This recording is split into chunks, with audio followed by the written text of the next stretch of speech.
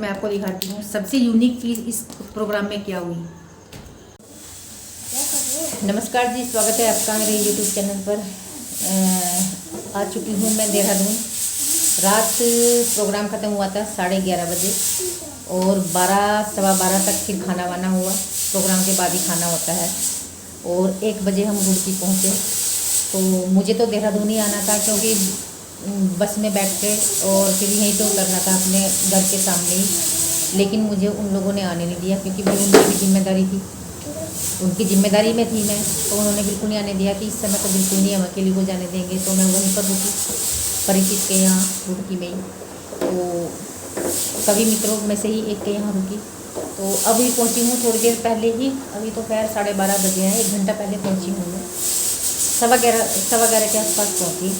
और मेरी प्रॉब्लम ये है कि मैं कहीं पर यदि रात को रुकती हूँ तो मुझे नींद नहीं आती, और दिन में यदि सोने के लिए लेटूंगी तो मुझे दिन में भी नींद नहीं आती। मुझे रात को ही नींद आती है और अपने घर में ही आती है, तो ये प्रॉब्लम है। इसी प्रॉब्लम की वजह से मेरे बहुत सारे प्रोग्राम मुझे रिजेक्ट करने पड़ जाते हैं, तो ये है। और तबीयत मेरी बहुत ज़्यादा ख़राब थी, बहुत मुश्किल से अपने आप को कंट्रोल किया, खाने में कंट्रोल, ये कंट्रोल वो कंट्रोल, मुश्किल से अपने आप को मैंने संभाला। संभालते संभालते मैं वहाँ पहुँची। एक बार तो मैंने मना भी कर दिया था कि मेरी तबीयत ज़्यादा ख़राब है, मेरा कैंसिल हो सकता है आना। तो हमारे जो संचालक महोदय हैं वो कहने लगे, सुरेखा ऐसा बिल्कुल मत कर देना, फ्लेक्सी में बैनर में नाम छपा हुआ है, तुम्हारे नाम का प्रचार वहाँ हो चुका है, महिलाएं बहुत उत्साहित है, वहाँ की एक कवित्री आएगी देहरादून से, और कि वो सारे निराश हो जाएंगे कि बिल्कुल ऐसा मत कर देना। तो खैर मैं हिम्मत करके चली गई थी, और माँ सरस्वती की कृपा है कि ठीक ही रही। तबीयत थोड़ी ढीली तो थी लेकिन थोड़ा सा ठीक रही, और उस हिसाब से जो मुझे लंबा अपना काव्य पाठ करना था वो मैंने फिर शॉर्ट कर दिया था। तो बस कोई बात नहीं, लेकिन इतना अद्भुत प्रोग्राम था, इतना यूनिक प्रोग्राम था, इतने कार्यक्रम हुए मेरे जीवन में, लेकिन ऐसा मैंने कभी नहीं देखा। इतना अद्भुत कार्यक्रम, इतनी सारी चीज़ें उसमें अलग थी, दूसरे प्रोग्रामों से हट के थी। वो मैं नहा लूँ पहले, थोड़ा सा फ्रेश हो जाऊँ, उसके बाद फिर आपसे बात करती हूँ, बताऊँगी क्या है। ये बच्चे जा रहे हैं जी, हाय भी कर रहे, बाय भी कर रहे। ये जा रहे आज बुआपुर, इसके घर, ये अपने घर जा रहा, और ये जा रही है अपनी बुआ को देखने मिलने, क्योंकि ऑपरेशन हुआ था। और ये गंगा में भी नहा के आएंगे हैं, हर की पौड़ी पे भी जाएंगे, आरती भी करेंगे हर की पौड़ी पे। हाँ, शाम के टाइम जब मन लगा है वहाँ बहुत, तो शाम के टाइम ही जाइए। जाओ फिर, बाय बाय। जय गंगे। जय ऐसा लग रही हो जैसे पॉलिटिशियन होते ना, वो भी ऐसे ही है।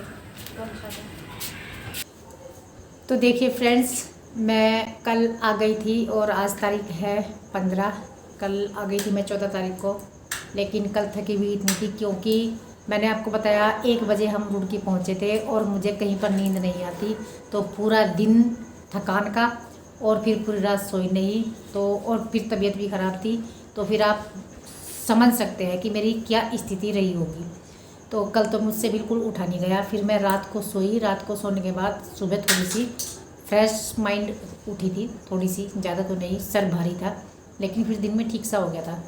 और अब चूँकि प्रिंसी को तो आपने देखा ही है कि वो चली गई है अपनी बुआ जी के यहाँ, अभी मुझे खाना वाना भी बनाना है, लेकिन मैं सोच रही हूँ उससे पहले मैं आप लोगों से शेयर कर दूँ कि मुझे इन दोनों कवि सम्मेलनों में क्या मिला है, क्योंकि बाकी वीडियो मैंने शूट नहीं की है, वो मैं आपको दिखाना चाहती हूँ। सबसे पहले तो मैं 5 तारीख वाले कवि सम्मेलन का दिखाती हूँ कि मुझे क्या मिला था। मोमेंटो शायद आपने देख लिया होगा, ये मोमेंटो तो मिला ही था, ये मिलते ही है मोमेंटो।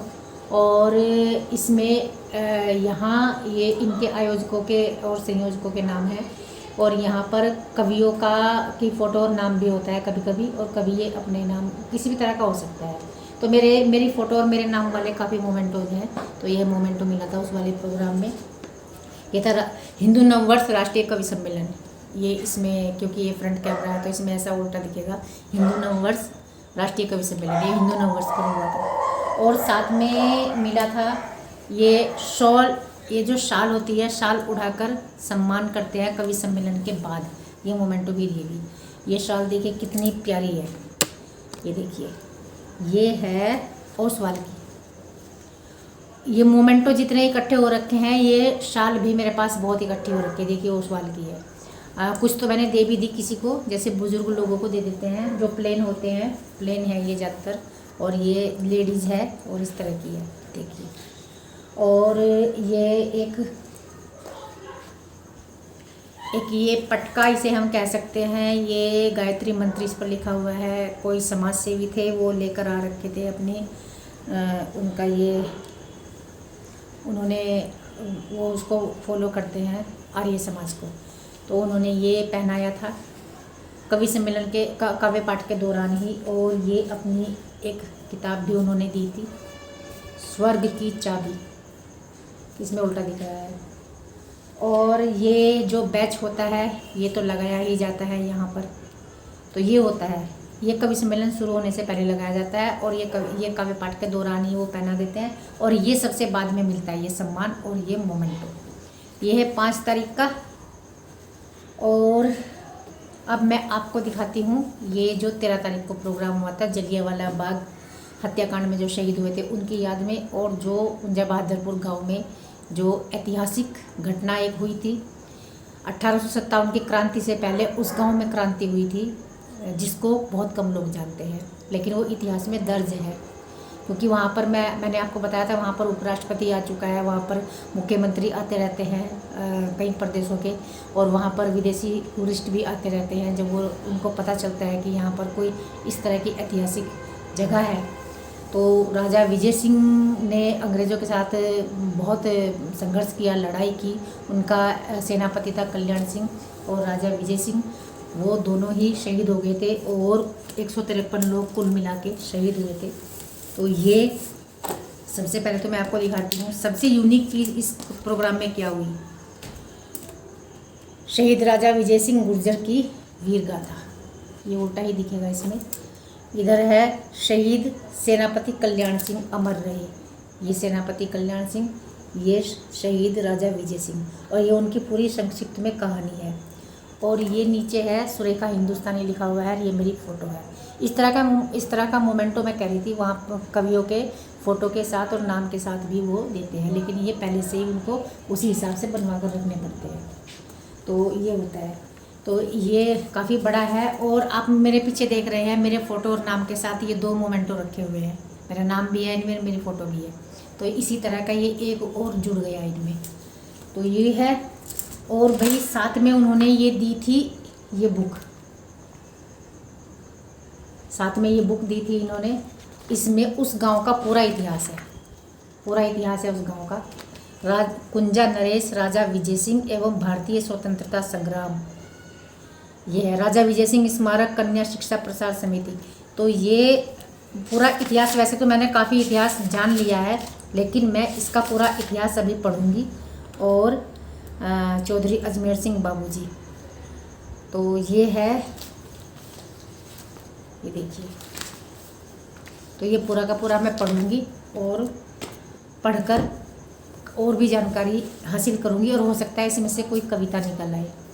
और ये जो यूनिक चीज़ वहाँ पर हुई, जो राजा विजय सिंह थे वो पगड़ी पहनते थे, तो ये गौरव का प्रतीक मानते हैं पगड़ी को, और ये पगड़ी उन्होंने भेंट की, सारे कवियों को भेंट की। काव्य पाठ के दौरान जो मालाएं वगैरह भेंट की जाती है, जब भी काव्य पाठ बहुत ज़्यादा अच्छा लग रहा होता है लोगों को, तो उसकी प्रशंसा में वो माला देते हैं, प्रदान करते हैं, पहनाते हैं। और ये पगड़ी देखिए, बहुत ही गौरवान्वित महसूस हुआ, बहुत ज़्यादा, सच में बहुत अच्छा लगा। ये देखिए कितना अच्छा लग रहा है। तो ये एक यूनिक चीज़ है, और इसे मैं रखूँगी, संभाल कर रखूँगी। मैं तो सारी चीज़ों को संभाल कर रखती हूँ। ये है। और शॉल वहाँ से मिली, ये शॉल है वहाँ से मिली हुई, देखिए ये भी लेडीज़ शॉल है, बाकी प्लेन थे, एक था ये लेडीज़ शॉल, तो ये है। और बस मैं शॉल तो ओढ़ती भी नहीं हूँ, लेकिन मेरे पास इकट्ठे हो रखे हैं बहुत।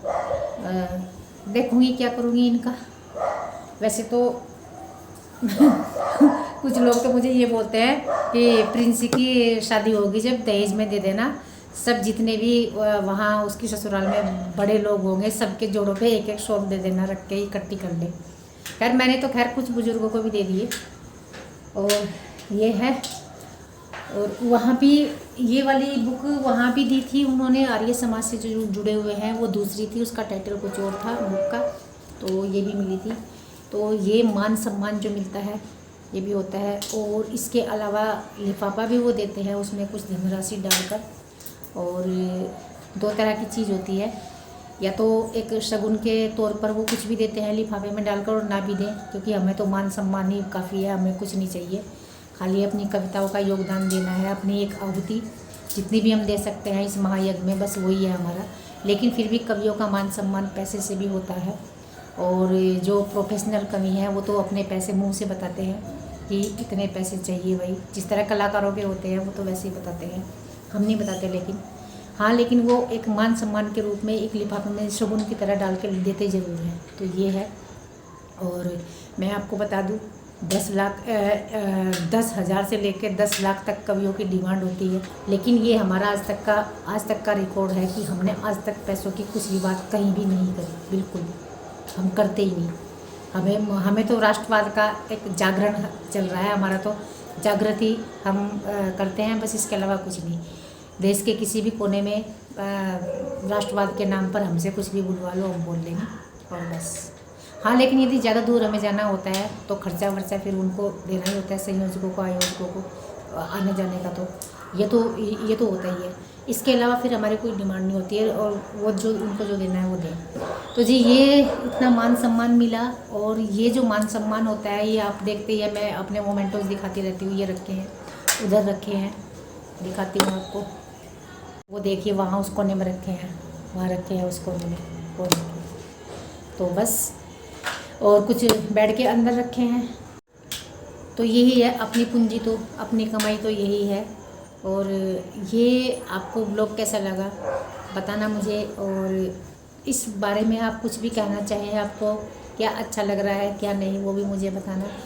तो जब भी मेरा प्रोग्राम होगा उससे संबंधित एक आधी वीडियो आपको ज़रूर मिलेगी, ज़्यादा बोर तो नहीं करूँगी। और बाकी रही घर के झाड़ू पोछे की बात, वो तो देखिए ज़िंदगी भर चलेगा। आज मैंने नहीं दिखाया झाड़ू पोछा, उसके लिए माफ़ी चाहूँगी। कल अवश्य झाड़ू भी लगाऊंगी, पोछा भी लगाऊंगी। आज भी लगाया मैंने, लेकिन वीडियो शूट नहीं करी, उसके लिए माफ़ी चाहूँगी।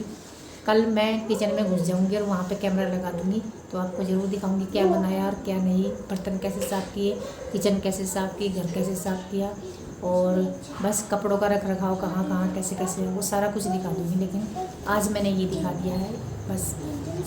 तो जी बस आज की वीडियो में इतना ही, आप सबसे मैं अब के लिए विदा लूँगी। और वीडियो को बस लाइक कर देना और चैनल को सब्सक्राइब कर देना, यही निवेदन है, इतना सही, ज़्यादा नहीं है, बस इतना सही है। मिलती हूँ आपको नेक्स्ट वीडियो में, तब तक के लिए जय हिंद, वंदे मातरम।